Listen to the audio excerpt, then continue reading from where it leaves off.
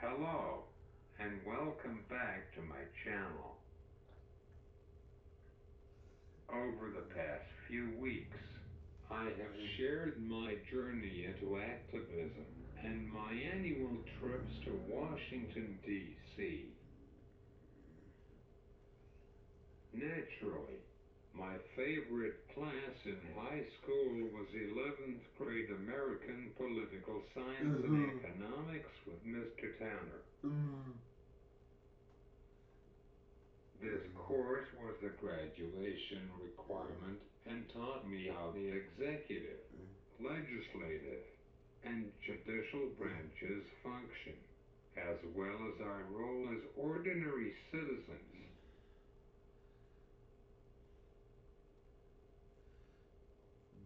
Some people find this amusing, but they don't realize how significantly politics affects their day-to-day lives.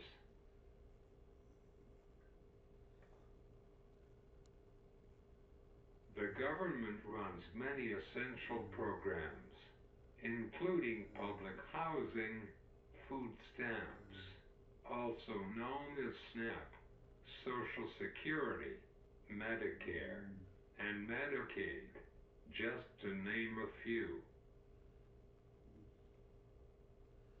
Public schools are part of local government systems. My college program combines history and political science. You might think that's an odd pairing, but it makes perfect sense. Much of world history, and I would argue sociology, is directly related to government actions or inactions. For instance, the Holocaust and mass genocide were direct results of the policies of the Nazi government in Germany. Meanwhile, the civil rights movement, which ended legal segregation and discrimination, was ignited by a Supreme Court decision targeting local officials who made policy choices. My constitutional law professor primarily taught history classes and only offered one constitutional law class each semester. Democracy is fragile. We saw this last election cycle. While I usually avoid examples from fiction, one of my favorite aspects of the Harry Potter series is the portrayal of the Ministry of Magic. Voldemort found it easy to overthrow the government due to its corruption and corrupt officials, many of whom received lengthy prison sentences after the war. J.K. Rowling has mentioned that she based her villain, Voldemort, on Hitler. When we talk about voting and being engaged, we need to know how our government works.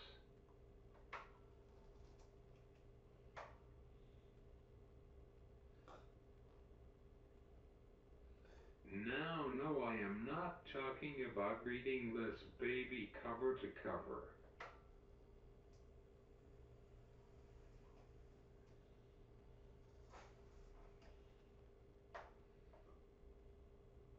This is so dry and boring that it would put me to sleep. I'm talking about active listening. When people watch the news or scroll on Facebook or X and see posts, they have to see what the source is.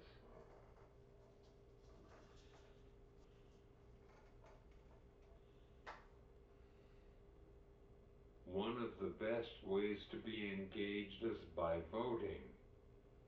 You can do it by mail or in person.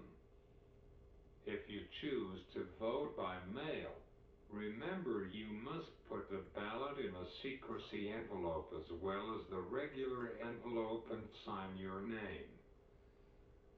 If you decide to vote in person, make sure you check where your polling place is and what time it closes. Remember you need a valid driver's license or state-issued identification card. If the machines are down, ask for a paper ballot. If you make a mistake, ask for a new one.